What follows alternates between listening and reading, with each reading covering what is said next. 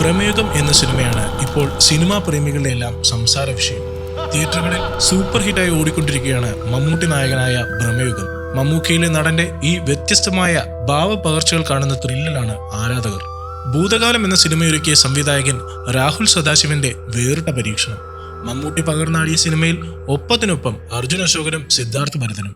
Black and white മൂഡിലൊരുക്കിയ സിനിമയ്ക്ക് ഇപ്പോൾ തന്നെ ആവശ്യത്തിലധികം മൗത്ത് പബ്ലിസിറ്റി കിട്ടുന്നുണ്ട്. ഈ സാഹചര്യത്തിലാണ് മുൻപ് ആസിഫ് അലി നൽകിയ അഭിമുഖങ്ങൾ വൈറലാകുന്നത്.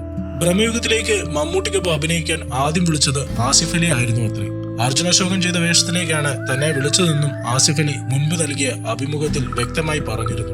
ഭൂതകാലത്തിന്റെ ഡയറക്ടറിന്റെ ഞാനായിരുന്നു അതിൻ്റെ അകത്ത് ഒരു ക്യാരക്ടർ ചെയ്യാനിരുന്നത്. പക്ഷെ അത് പെട്ടെന്ന് അത്രയും വിശ്വാസം ഉണ്ടായിരുന്നിട്ടും ആസിഫ് അലി എന്തിന് സിനിമയോട് നോ പറഞ്ഞു എന്നതാണ് ചോദ്യം.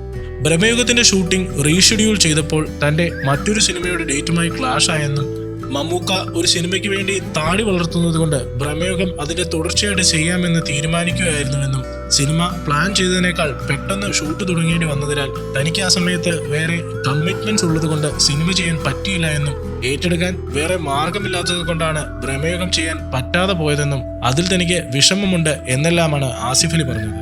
നിലനിൽപ്പിന്റെ പ്രശ്നമോർത്ത് സോക്കോൾഡ് സിനിമകൾ എടുക്കാൻ നടന്മാർ മടിക്കുമ്പോൾ ആ പേടി മാറ്റിത്തന്ന നടനാണ് മമ്മൂക്ക. റുഷാഖ് എന്ന ചിത്രം ചെയ്യുന്ന സമയത്ത് ഇതുപോലെ വെല്ലുവിളിയുള്ള കഥാപാത്രങ്ങൾ ഒരു നടൻ എന്ന നിലയിൽ എടുക്കണം എന്ന് അദ്ദേഹം പറഞ്ഞിരുന്നു. അതിന്റെ മറ്റൊരു ഉദാഹരണമാണ് ബ്രഹ്മയുഗം എന്ന സിനിമ. ആ സിനിമയെ കുറിച്ചുള്ള മമ്മൂക്കയുടെ ജഡ്ജ്മെന്റ് വിശ്വസിക്കാൻ കഴിയാത്തതാണ്. ബ്രഹ്മയുഗത്തിലെ ആ വേഷം മമ്മൂക്ക ചെയ്യുമെന്ന് ഞാൻ ഒരിക്കലും കരുതിയിരുന്നില്ല. ബ്രഹ്മയുഗം എന്ന സിനിമ ഏറ്റെടുത്ത് ചെയ്യണമെങ്കിൽ അതിനൊരു ധൈര്യം വേണം. അത് മമ്മൂക്ക കാണിച്ചു എന്നതാണ് എന്നെ അത്ഭുതപ്പെടുത്തിയത്. അത് വളരെ ഇൻസ്പയറിംഗ് ആണ്. അതുകൊണ്ടാണ് ഇന്നും അദ്ദേഹം മലയാളത്തിന്റെ മഹാനടനായി നിൽക്കുന്നത്. സിനിമ ഓടുമോ ഇല്ലയോ എന്നൊന്നും ഇപ്പോൾ എനിക്ക് പറയാൻ പറ്റില്ല. പക്ഷെ മലയാളത്തിലെ ഒരു മികച്ച സിനിമയായിരിക്കും ബ്രഹ്മയുഗം എന്നാണ് ആസിഫ് അലി അന്ന് പറഞ്ഞത്.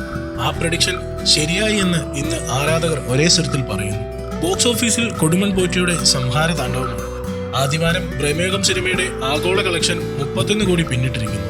ലോകമെമ്പാടും സിനിമാ പ്രേക്ഷകർ ഈ ബ്ലാക്ക് ആൻഡ് വൈറ്റ് ചിത്രത്തെ ഇരുകൈയും നീട്ടി സ്വീകരിച്ചു കഴിഞ്ഞു. ഇന്ത്യയിൽ മലയാളത്തിന് പുറമെ തമിഴ്, ഹിന്ദി ഭാഷകളിലും ചിത്രം തരംഗമായി കഴിഞ്ഞു. അതേസമയം ചിത്രം ബ്ലോക്ക് ബസ്റ്റർ ആയെന്ന് മമ്മൂട്ടി കമ്പനിയും ട്വീറ്റ് ചെയ്തിട്ടുണ്ട്. ശനിയും ഞായറും ഗംഭീര കളക്ഷനാണ് കേരളത്തിലും സിനിമയ്ക്ക് ലഭിച്ചത്.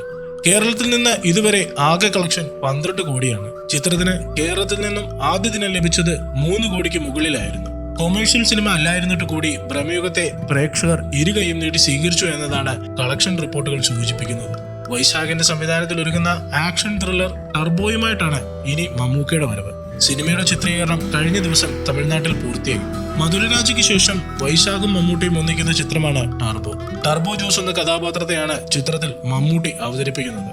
ആക്ഷൻ കോമഡി വിഭാഗത്തിൽ ഒരുങ്ങുന്ന ചിത്രത്തിന് തിരക്കഥയൊരുക്കിയിരിക്കുന്നത് മിഥുൻ മാനുവൽ തോമസ് ആണ്. പാക്കപ്പ് വിവരം പങ്കുവച്ച് സംവിധായകൻ വൈശാഖ് സോഷ്യൽ മാധ്യമങ്ങളിൽ കുറിച്ചിരുന്നു. മമ്മൂട്ടി കമ്പനിയുടെ 5ാമത്തെ നിർമ്മാണ സംരംഭവും ഇവരുടെ ആദ്യ ആക്ഷൻ സിനിമയുമാണ് ടർബോ. കന്നഡ താരം രാജ്ബി ഷെട്ടിയും തെലുങ്ക് നടൻ സുനിലും മമ്മൂട്ടിക്കൊപ്പം ചിത്രത്തിലുണ്ട്. ബസൂക്കയാണ് അണിയറയിൽ ഒരുങ്ങുന്ന മറ്റൊരു മമ്മൂട്ടി ചിത്രം. മഹേഷ് നാരായണൻ സംവിധാനം ചെയ്യുന്ന ചിത്രമാകും മമ്മൂക്കയുടെ അടുത്ത പ്രോജക്ട്. കൂടുതൽ സിനിമാ വാർത്തകൾക്കും വിശേഷങ്ങൾക്കുമായി ഇപ്പോൾ തന്നെ സബ്സ്ക്രൈബ് ചെയ്യൂ മൂവി ഡാസിൽസ്.